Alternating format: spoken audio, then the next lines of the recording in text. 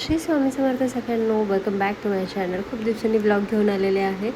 हा आहे, तुम्हाला फोटो बघून कळलंच असेल की आम्ही कुठे निघालो आहोत. ते अभूतपूर्व गिरनार, त्यानंतर अक्कलकोट आणि आता आमची स्वारी निघालेली आहे उज्जैनच्या महासरकारांना.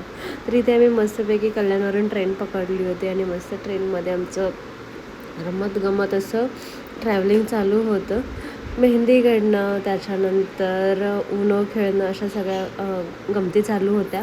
ह्यावेळेस आमचा 30 जणांचा ग्रुप होता आणि सगळे थोडेसे जाताना वेगवेगळ्या कंपार्टमेंटमध्ये बसले होते. त्याच्यामुळे ही आमची गँग बघा कशी मस्ती करते येते. अशा पद्धतीने रात्रीचं जेवण वगैरे करून आम्ही सकाळी पोहोचलो आहोत उज्जैनला. जर तुम्हाला जायचं असेल उज्जैनला तर कन्फर्म बुकिंग करा. त्यानंतर हॉटेलचं देखील कन्फर्म बुकिंग करा. तिकडे जाऊन कोणत्याही प्रकारचा गोंधळ व्हायला नको. त्यानंतर असंच आम्ही सकाळी इथे उज्जैन इथे पोहोचलो आणि तिथे आम्ही जे ट्रॅव्हल्स बुक केली होती ते आम्हाला घेण्यासाठी आलेले. मस्तपैकी छान फोटोज वगैरे काढून आम्ही निघालो आलो पुढच्या तयारीला. इथे आम्ही पहिल्यांदा जाऊन ब्रेकफास्ट केला. हॉटेलचं चेक इन भेटलं नव्हतं आम्हाला. आम्ही लवकरच पोहोचलेलो अराऊंड 6:30 वगैरे, 6 to 7 o'clockपर्यंत.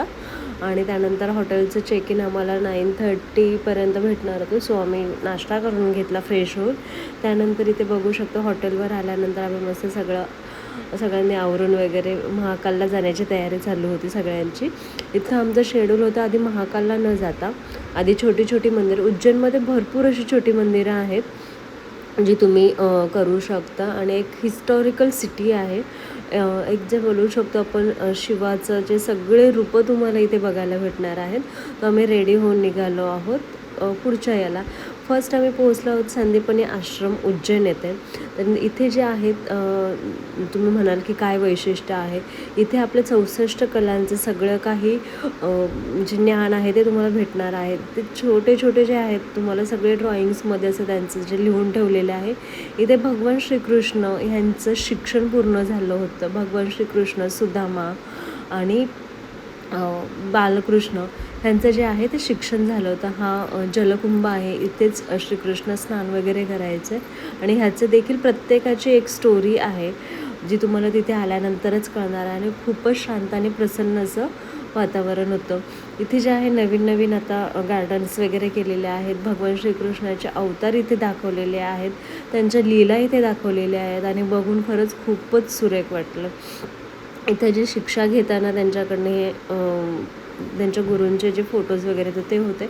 आणि हा आमचा ग्रुप. फोटो सेशन वगैरे झाल्यानंतर आम्ही पोहोचलो होतो मंगलनाथ मंदिर येथे. इथे जे आहेत मंगळ ग्रहाची शांती पूजा म्हणजे दहीभात पूजा जे आहे ते इथे होते मेन जे आहे ते. त्याच्यानंतर आम्ही पोहोचलो आहोत कालभैरव मंदिर येथे. इथे सांगू तुम्हाला कमीत कमी आम्हाला त्या दिवशी पास कॅन्सल झाले होते आणि आम्हाला लाईनमध्ये 4 तास लागले होते. सो जर तुम्हाला जायचं असेल तर पास बुकिंग बघूनच जा. 4 तासाच्या परिश्रमानंतर आम्हाला जे दर्शन भेटलं ते अगदी अप्रतिम होतं. म्हणजे शब्द नाही आहेत माझ्याकडे की भैरव ह्यांचं दर्शन झाल्यानंतर काय असं अंगात असं एकदम संचारून गेलं होतं असं. आणि त्यानंतर इथे तुम्हाला खूप सारे साधूच बघायला भेटतील, अघोरी बघायला भेटतील. आणि फायनली आम्ही पोहोचलो आहोत इव्हिनिंगला उज्जैन येथे. आणि तुम्ही इथे बघू शकता दिवसभराच्या थकव्यानंतर देखील किती उत्साह आणि एनर्जी होती. आणि खरंच सांगते खूप जास्त एनर्जी. मी नेहमी ऐकलं होतं की तुम्ही जेव्हा महाकालला जाता तेव्हा तुम्ही शरीराने तर परत येता पण मनाने नेहमी तिथेच असता. तर अगदी खरं आहे हे. आम्ही महादेवांचा जयघोष करत जी आमची लाईन होती ती पुढे झाली होती. इकडे आम्हाला VIP पास होता. सो आम्ही पासचं लाईनमध्येच होतो पण तिकडे देखील थोडीफार गर्दीच होती. तर फायनली ते दर्शन झालं होतं आणि आपसुकपणे शिवाचं आणि आमचं जे वस्त्र आहे ते सेम होतं. हे आहे नवग्रह मंदिर. इथे पण खूप छोटी मंदिरं आहेत आतमध्ये. तिथे तुम्ही दर्शन घेऊ शकता. इथे आम्ही सगळ्यांनी कलावा वगैरे बांधून घेतला आणि रात्री पोहोचलो होतो हॉटेलला. जेवण वगैरे केल्यानंतर मस्तपैकी खूप प्रसन्न वाटलं आणि ही ट्रिप आमची खूप छान झाली. भेटूया पुढच्या व्लॉगमध्ये. पुढचा व्लॉग आहे ओंकारेश्वर बगलामुखी असा. आणि मिस करू नका. तुम्ही जर माझ्या चॅनलला अजून सबस्क्राईब केलं नसेल तर नक्की जा सबस्क्राईब करा. तुम्हाला वेगवेगळे व्हिडिओज बघायला भेटतील. Thank you so much guys.